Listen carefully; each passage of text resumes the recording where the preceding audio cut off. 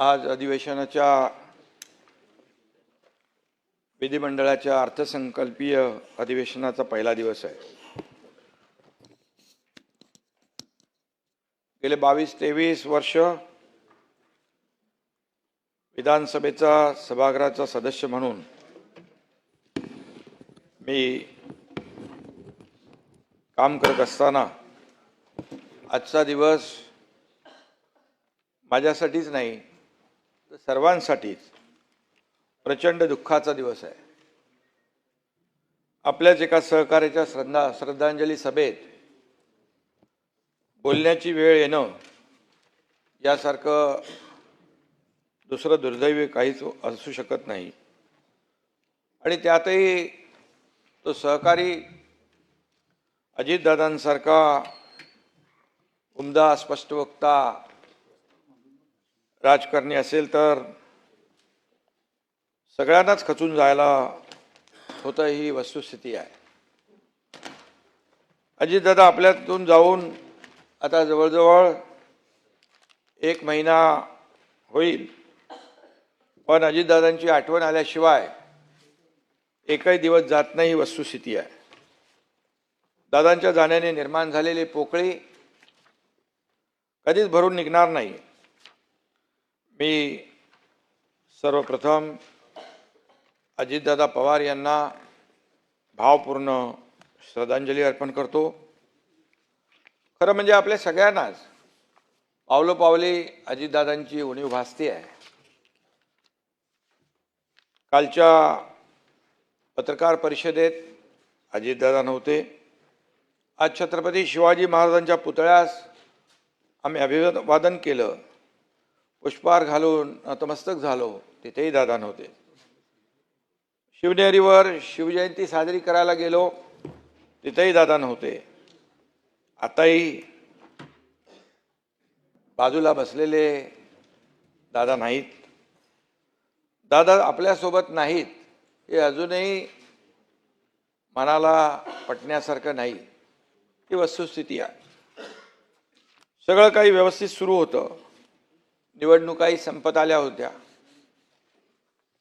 नव्या वर्षात राज्याच्या विकासाला, लोकांच्या कल्याणाला नवा वेग द्यायचा निर्धार आम्ही तिघांनी केला होता। पण 28 जानेवारीचा तो काळा दिवस उजाडला आणि सकाळी अपघाताची बातमी धडकली। टीव्हीवर ती दृश्य बघितली आणि सगळ्यांचाच मनाचा थरकाप उडाला। दादांवर प्रेम करणाऱ्यांवर आभाळा एवढं दुःख कोसळलं। कितीतरी वेळा कुणाचाच या बातमीवर, माझाच काय, कुणाचाच या बातमीवर विश्वास बसत नव्हता। प्रत्येकाच्या डोळ्यात अश्रू होते, मनात दुःख होतं। दादा वेळ कधीच चुकवत नव्हते, पण त्या दिवशी नियतीने मात्र वेळ चुकवली। लाख गेले तरी चालतील, पण लाखांचा पोशिंदा जगला पाहिजे असं आपण नेहमी म्हणतो। पण त्या दिवशी सभापती महोदय अगदी विपरीत घडलं। लाखांचा पोशिंदा गेला। दादांचं नाव अजित होतं, पण नियतीसमोर ते जिंकू शकले नाहीत। दादा लाखो त्यांच्या कार्यकर्त्यांना, अनुयायांना, त्यांच्यावर प्रेम करणाऱ्यांना अनाथ करून गेले, ही मात्र वस्तुस्थिती आहे। यामध्ये मी एवढंच म्हणेन, बिछड़ा कुछ इस अदा से कि रुत ही बदल गया, बिछड़ा कुछ इस अदा से कि रुत ही बदल गया, एक इंसान सारे शहर को ही वीरान कर गया। या दुर्घटनेनं पवार कुटुंबियांवर काळाने घाला घातला। दुःखाचा डोंगर कोसळणं म्हणजे काय असतं हे मी स्वतः देखील अनुभवलंय। माझी 2 मुलं अपघातात मी गमावली, त्यावेळी मी दुःख पाहिलंय। त्यामुळे सुनेत्राताई, पार्थ, जय आणि एकूणच पवार कुटुंबियांच्या दुःखाची आपण सगळेच कल्पना करू शकतो। माझे गुरुवर्य धर्मवीर आनंद दिघे साहेबांना सुद्धा मी अपघातातच गमावलं आणि त्यावेळी देखील दुःख काय असतं हे मी पाहिलंय। साहेबांवर प्रेम करणाऱ्या लाखो लोकांची काय अवस्था झाली तेही पाहिले, कारण तेही अचानक निघून गेले. त्यामुळे दादांवर अतोनात प्रेम करणाऱ्या लोकांची वेदना आपण जाणतो. आजही सभागृहातल्या अनेकांच्या डोळ्यात अश्रू आहेत, दुःख आहे. हे दुःख पचवणं दादा आपल्यात नाहीत हे मान्य करणं अवघड नाही तर अशक्य आहे. आपल्या राज्यानं एक अत्यंत कर्तृत्ववान नेता गमावलाय. शब्द आणि वेळेला किंमत देणारा नेता गमावलाय. एक खंबीर निर्भीड लोकनेता गमावलाय. राजकारणातला दादा माणूस गमावलाय. धडाडीचा आणि दूरदृष्टी असलेला विकास पुरुष गमावलाय. मी आणि देवेंद्रजींनी एक दिलदार मित्र गमावलाय. या सभागृहाने एक शिस्तप्रिय आणि आदर्श मंत्री गमावलाय. जनतेच्या प्रश्नाप्रती तळमळ असलेला लोकप्रतिनिधी गमावलाय. दादा माझ्यापेक्षा वयानं मोठे होते, अनुभवानेही मोठे होते. मी माझा मोठा भाऊ गमावलाय असं सातत्याने ते गेल्यापासून वाटतंय. दादा फणसासारखे होते, बाहेरून कडक आणि आतून मऊ. सभापती महोदय, दादांच्या बोलण्यात ग्रामीण बाज होता. आवाज राकट पण गोड होता.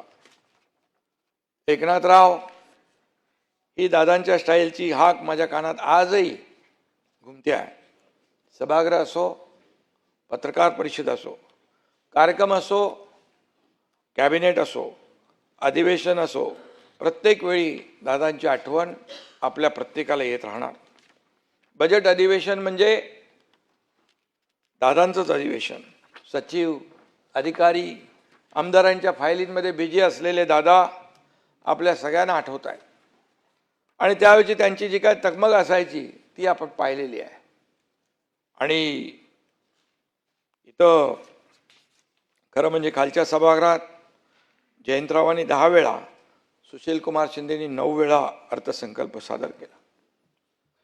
दादांनी या दोघांचा रेकॉर्ड मोडून 11 वेळा अर्थसंकल्प सादर केला. दादा खऱ्या अर्थाने विक्रमवीर ठरत होते, परंतु ते नियतीला मंजूर नव्हतं आणि नियती अत्यंत क्रूर आहे. तिच्यासमोर आपण सगळे हतबल असतो. हे कटू सत्य पुन्हा आपल्याला पचवावं लागतंय.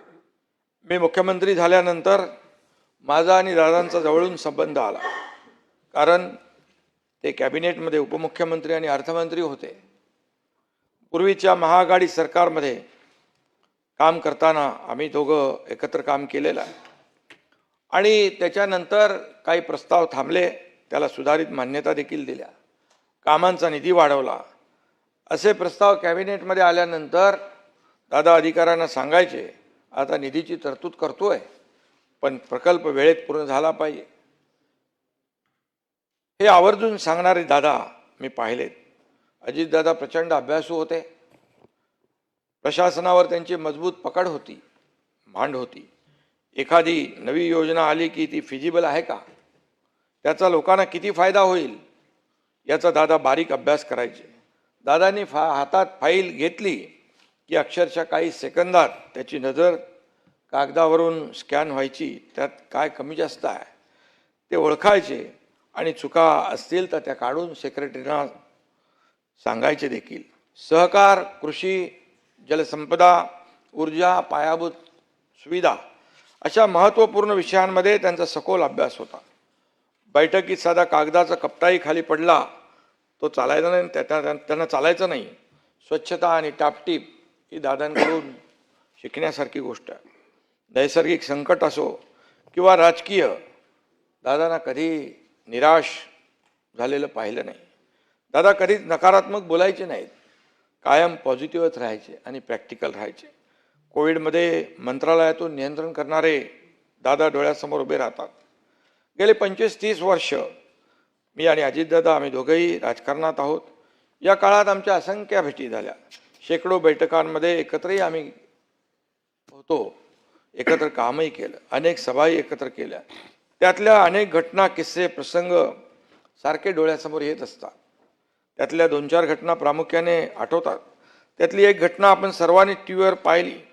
2024 साली विधानसभा निवडणुकीचा निकाल लागल्यानंतर सरकार स्थापनेच्या चर्चा सुरू होत्या तेव्हा देवेंद्रजी, अजितदादा आणि मी एक पत्रकार परिषद घेतली.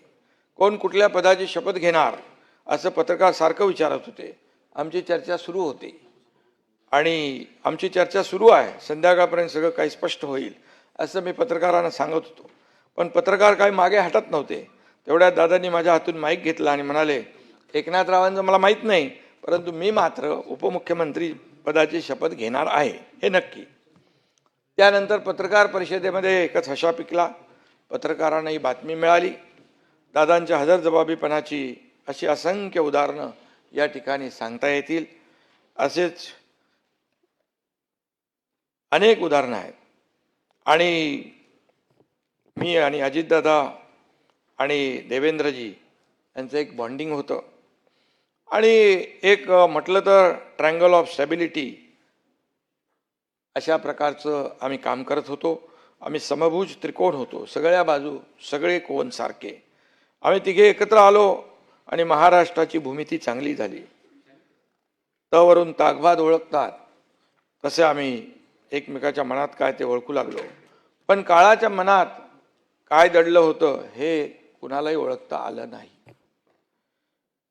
आणखी एक प्रसंग आठवतो, तो 2024 सालच्या बजेटचा. मी मुख्यमंत्री होतो, सभापती महोदय. लाडकी बहीण योजना सुरू करायची होती. त्यासाठी बजेटमध्ये अंदाज घेतल्यानंतर 46,000 कोटी रुपये लागणार होते आणि त्याची तरतूद करायची होती. मी आणि देवेंद्रजींना देखील मी सांगितलं योजना आपल्याला करायची आहे. आमचं एकमत झालं. आम्ही दादांनाही सांगितलं की मुख्यमंत्री, माझी लाडकी बहीण योजना आपल्याला करायची आहे, करावी लागेल.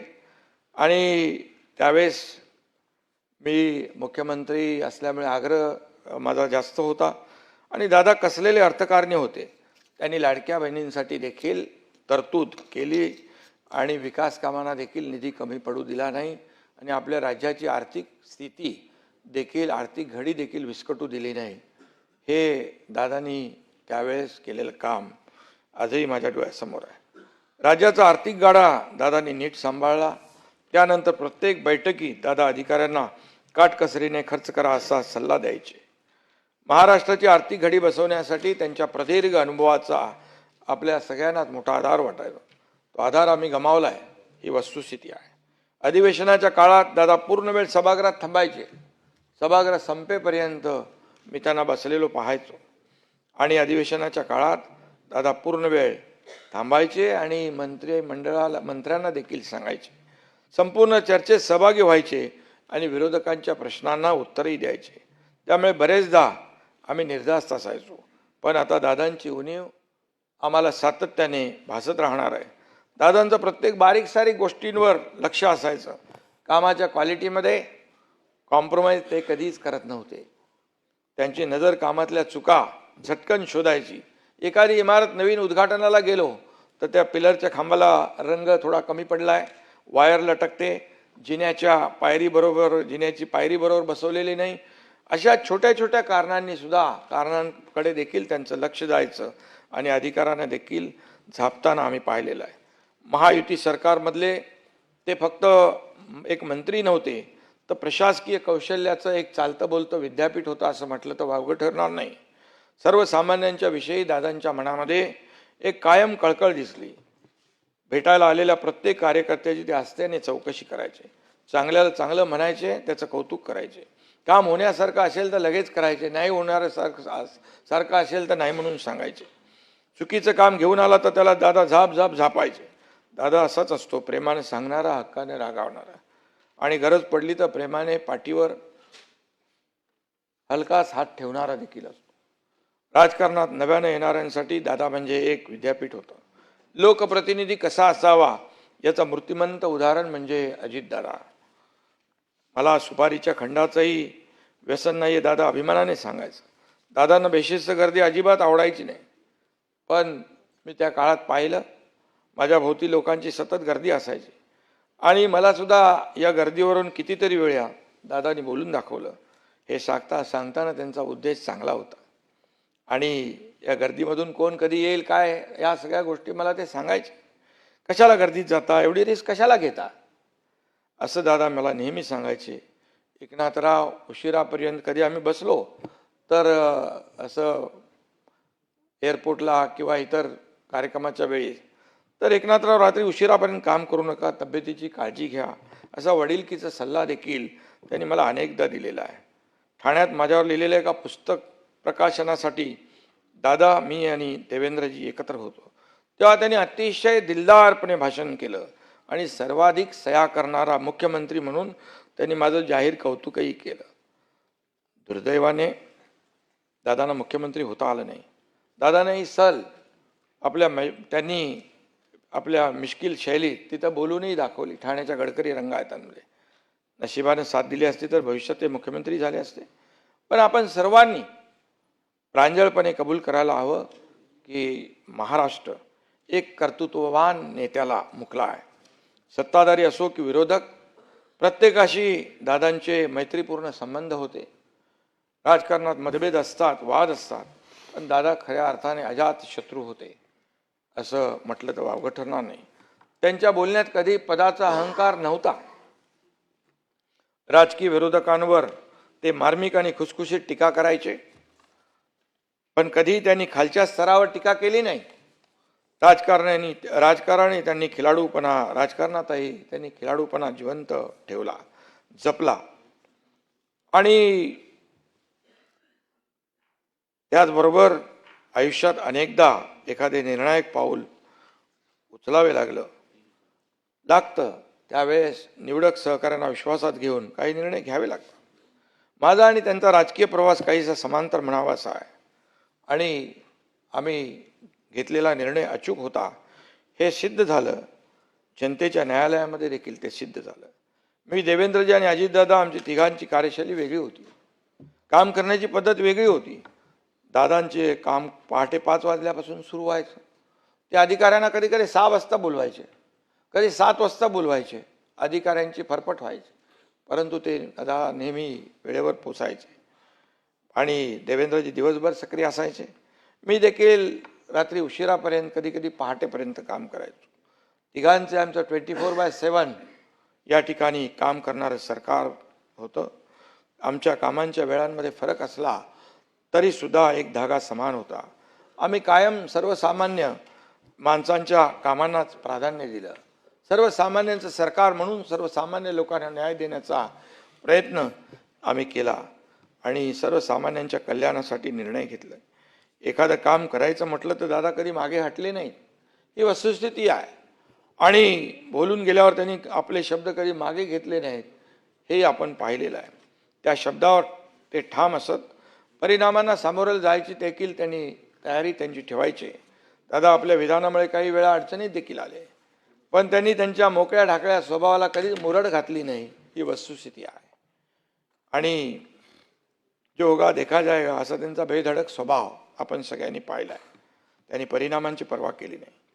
देवेंद्रजींना दिलेला शब्द पाळण्यासाठी त्यांनी मोठी रिस्क घेऊन पहाटेचा शपथविधी केला. त्यातून वादळ निर्माण झालं, पण तेही त्यांनी समर्थपणे अंगावर घेतलं. 3-4 वर्षात त्यांच्या राजकीय आयुष्यात अनेक उलटापालटी झाल्या, अनेक आरोप झाले. त्यांच्या संयमाची परीक्षा पाहणाऱ्या घटनाही घडल्या. वैयक्तिक आणि कौटुंबिक पेच देखील निर्माण झाले, पण दादांचं नेतृत्व त्यातून तावून सुलाखून निघालं. आरोप, राजीनामे, संघर्ष, स्पर्धा, अंतर्गत कलह या सगळ्यांना अजितदादा पुरून उरले. अधिक प्रगल्भ होत गेले. दादा म्हणजे शिस्त, दादा म्हणजे वक्तशीरपणा आणि स्पष्ट वक्तेपणा, दादा म्हणजे अभ्यास वृत्तीचं मूर्तिमंत उदाहरण आहे. पण गेल्या काही महिन्यात दादांचं एक वेगळं रूपही आपण पाहिलं. कायम गंभीर दिसणारे दादा अधिक मोकळे वागू लागले. दादांची प्रेस कॉन्फरन्स म्हणजे पत्रकारांना एक ट्रीट असायची. एका प्रश्नावर एक पत्रकार खोदून एकच प्रश्न विचारत होता. तेव्हा दादा म्हणाले, तुम्ही इतके प्रश्न विचारता की मला वाटतं तुम्हालाच मंत्री करायला पाहिजे, माझ्यापेक्षा तुम्ही चांगलं काम कराल. अशा प्रकारचे मीडियाशी बोलताना पत्रकारांची फिरकी घेणारे दादा आपण पाहिले. जाहीर सभांमधून थट्टा मस्करी करणारे दादा आपण पाहिले. शाब्दिक कोट्या करणारे दादा आपण पाहिले. दादांनी आपल्याला अनेकदा खळखळवून हसवलं देखील. आमच्या तिघांचा असाच सभापती महोदय खळखळून हसणारा एक फोटो देखील व्हायरल झाला. तो खूप व्हायरल झाला. तो फोटो अनेकदा माझ्या नजरेसमोर येतो.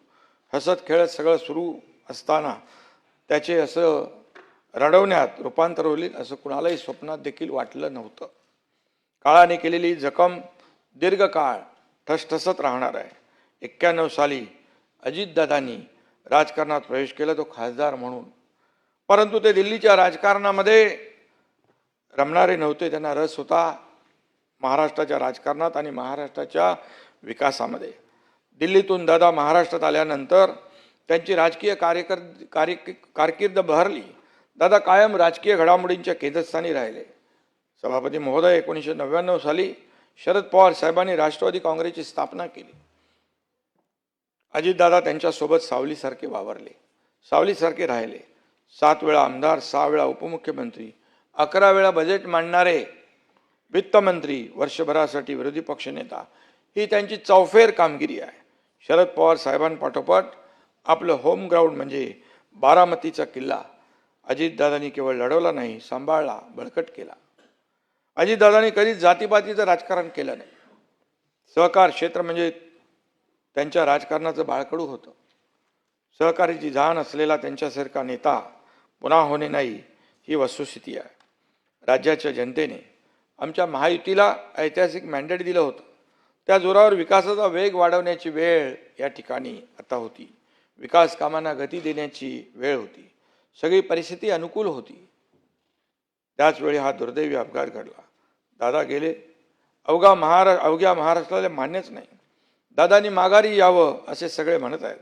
सरकारचा एखादा निर्णय चुकला तर तो मागे घ्यायलाच हवा असं दादा आवर्जून सांगायचे. दादांना सांगावं असं वाटतं, दादा तुमचा हा निर्णय चुकलेला आहे, तो मागे घ्या आणि माघारी या. पण दादा नाहीत. हे वास्तव पचवणं किती कठीण असलं तरीसुद्धा आपल्याला ते पचवावंच लागेल, कारण ते कटू सत्य आहे. दादांना श्रद्धांजली अर्पण करतो असं म्हणताना देखील आपल्याला प्रत्येकाची जीभ जड होती आहे, कारण विश्वास बसत नाही. ही वस्तुस्थिती आहे. आजही सभागृहाकडे पाहताना दादा डोळ्यासमोरच दिसत आहेत. पण आपलं दुर्दैव आहे की दादा आपल्यात नाहीत. आज सुनेत्राताई मोठ्या धीरानं दादांची जबाबदारी त्यांनी स्वीकारलेली आहे. आभाळा एवढं दुःख असतानाही ही माऊली खंबीरपणे उभी राहिली आहे. दादांच्या सहकाऱ्यांना आणि कार्यकर्त्यांना देखील धीर देताना आपण पाहतोय. दादांच्या खुर्चीवर बसताना त्यांच्या भावना आपण समजू शकतो. आणि म्हणून आम्ही सर्वजण ताईच्या पाठीशी खंबीरपणे उभे आहोत. महाराष्ट्राच्या विकासाचं जे स्वप्न दादांनी पाहिलं होतं ते पूर्ण करण्याची जबाबदारी आता आपल्या सर्वांवर आहे. विकास आता लांबणार नाही, महाराष्ट्र आता थांबणार नाही, ही दादांची घोषणा आपण खऱ्या अर्थाने सगळ्यांनी मिळून सत्यात उतरवूया. दादा तुमची उणीव आम्हाला सतत भासत राहणार आहे आणि अजितदादा आपल्यात कायम राहतील त्यांच्या कार्यकर्तृत्वाच्या रूपाने. आणि एवढंच मी या प्रसंगी सांगतो. आणि दादांना श्रद्धांजली वाहताना मी एवढंच जाता जाता सांगतो, आपको दिया हुआ वादा कभी नहीं तोड़ेंगे, आपको दिया हुआ वादा कभी नहीं तोड़ेंगे, आपकी विरासत को हर दिल से जोड़ेंगे. आप नहीं पर आपकी यादें हमारे साथ है. दादा आपके सपनों को हम अधूरा नहीं छोड़ेंगे. पुन्हा एकदा महाराष्ट्राच्या लाडक्या दादांना अतिशय जड अंतकरणाने श्रद्धांजली अर्पित करतो. ईश्वर त्यांच्या आत्म्यास शांती प्रदान करो अशी प्रार्थना करतो. आणि या धक्क्यातून सावरण्याचं बळ सुनेत्राताई आणि त्यांचं पूर्ण कुटुंबीय आणि आपल्या सर्वांना मिळू अशी ईश्वराकडे प्रार्थना करतो आणि थांबतो. इतर 4 सदस्य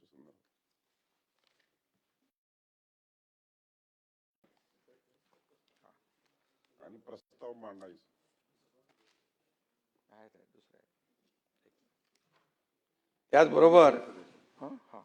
त्याचबरोबर सभापती महोदय, या सभागृहाचे सदस्य असलेल्या कैलासवासी स्वरूपसिंग नाईक यांच्या निधनाने आदिवासी समाजाचा एक बुलंद आवाज हरपला आहे. 1981-82 या काळात ते विधान परिषदेचे सदस्य होते. त्यांनी नंदुरबार जिल्ह्यातील नवापूर मतदारसंघातून तब्बल 8 वेळा विधानसभेचं प्रतिनिधित्व केलं. 1972 ते 81 या काळात त्यांनी खासदार म्हणूनही लोकसभेत काम केलं. आदिवासी समाजातील व्यसनमुक्ती, शिक्षण आणि सावकारी पाशातून मुक्त करण्यासाठी त्यांनी केलेले कार्य मैलाचा दगड ठरलं आहे. नंदुरबार जिल्ह्यातील नवापूर तालुक्यातील नवागाव या लहानशा आदिवासी वस्तीत त्यांचा जन्म झाला. त्यांनी शिक्षण घेतलं आणि नंतर आपल्या गावी 1962 साली सरपंच म्हणून निवडून आले. त्यानंतर पंचायत समितीत अपक्ष निवडून आले. त्यानंतर त्यांनी कधीही मागे वळून पाहिलं नाही. विशेषतः व्यसनमुक्तीसाठी त्यांनी गावोगाव भजनी मंडळे स्थापन केली. मंत्रिमंडळात अनेक महत्त्वाची खाती सांभाळताना त्यांनी नेहमीच तळागाळातील माणसाचा विचार केला. अशा ज्येष्ठ नेत्याचे बुधवार दिनांक 24 डिसेंबर 2025 रोजी निधन झाले. मी त्यांना भावपूर्ण श्रद्धांजली अर्पित करतो. सभापती महोदय, डॉक्टर अशोक मोडक हे केवळ राजकारणी नव्हते, तर ते एक उत्कृष्ट संसदपटू आणि चांगले विचारवंत होते. कोकण विभाग पदवीधर मतदारसंघातून 2 वेळा निवडून आलेल्या मोडक सरांचा आंतरराष्ट्रीय राजकारणाचा गाढा अभ्यास होता. 18 पुस्तकं आणि 41 शोध निबंधाच्या माध्यमातून त्यांनी एक प्रकारे मोठं वैचारिक कार्य केलं होतं. बिलासपूर केंद्रीय विद्यापीठाचे कुलगुरू म्हणून त्यांनी शैक्षणिक क्षेत्रात दिलेले योगदान अमूल्य आहे. अखिल भारतीय विद्यार्थी परिषदेचे अध्यक्ष म्हणून त्यांनी काही काळ काम करून आपला ठसा उमटवला. राष्ट्रकुल संसदीय मंडळातर्फे दिला जाणारा उत्कृष्ट संसदपटू पुरस्कारही त्यांना मिळाला. संशोधन, अध्यापन, लेखन, वक्तृत्व आणि विद्वत्ता या सर्व बाबतीत ख्याती त्यांची होती. हे त्यांच्या लौकिकाचं ठळक पैलू होतेच. त्याहीपेक्षा महत्त्वाची होती की त्यांनी धारण केलेली जीवननिष्ठा, त्यांच्या बहुक्षेत्रीय कर्तबगारीला निखळ देशनिष्ठ दृष्टिकोनाचे अतिशय भक्कम असं अधिष्ठानही होतं. अशा ज्येष्ठ विचारवंताचं शुक्रवार 2 जानेवारी 2026 रोजी दुःखद निधन झालं. मी त्यांना भावपूर्ण श्रद्धांजली अर्पित करतो. सभापती महोदय, कैलासवासी गंगाधर पटणे यांनी गाव तिथं ग्रंथालय ही चळवळ उभी करून महाराष्ट्रात वाचन संस्कृती रुजवली. कामगार, शेतमजूर आणि दलितांच्या प्रश्नासाठी त्यांनी अनेक आंदोलनं केली. प्रसंगी तुरुंगवासही भोगला आणि 1978 ते 1980 या काळात बिलोली मतदारसंघातून महाराष्ट्र विधानसभेवर ते निवडून आले. 1998 ते 2004 या काळात त्यांनी विधान परिषदेत सर्वसामान्यांचे प्रश्न पोटतिडकीने मांडले. सहकार आणि स्थानिक स्वराज्य संस्थेच्या माध्यमातून त्यांनी मराठवाड्यात मोठं संघटन उभं केलं. अशा या ज्येष्ठ समाजसेवकाचं रविवार 11 जानेवारी 2026 रोजी निधन झालं. मी त्यांना भावपूर्ण श्रद्धांजली अर्पित करतो. सभापती महोदय, श्रीमती नीला देसाई या शिवसेनेच्या स्थापनेपासून सक्रिय असलेल्या एक धडाडीच्या कार्यकर्त्या आणि नेत्या होत्या. 1994 मध्ये महाराष्ट्र विधानसभेतून महाराष्ट्र विधान परिषदेवर निर्वाचित झाल्या होत्या. मुंबईतील अनेक सामाजिक आणि शैक्षणिक संस्थांशी त्यांचा जवळचा संबंध होता. शिवसेनेच्या अनेक आंदोलनात त्या रस्त्यावर उतरल्या होत्या.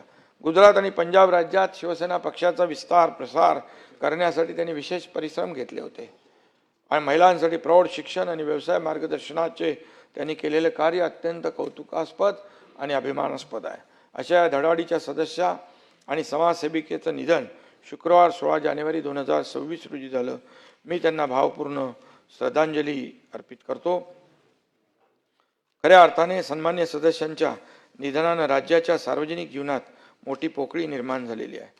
मी शासनातर्फे आणि माझ्या वैयक्तिक परिवारातर्फे सर्व दिवंगत नेत्यांना भावपूर्ण श्रद्धांजली अर्पित करतो आणि त्यांच्या शोकाकुल कुटुंबियांच्या दुःखात सहभागी होतो. माननीय सभागृहाचे नेते आणि राज्याचे उपमुख्यमंत्री श्री एकनाथरावजी शिंदे साहेब यांनी उपमुख्यमंत्री व माजी विधानसभा सदस्य दुःखद निधनाबद्दल शोक प्रस्ताव मांडला आहे. या प्रस्तावावर बोलण्यासाठी मी सन्माननीय सदस्य श्री उद्धवजी ठाकरे साहेब यांना विनंती करतो.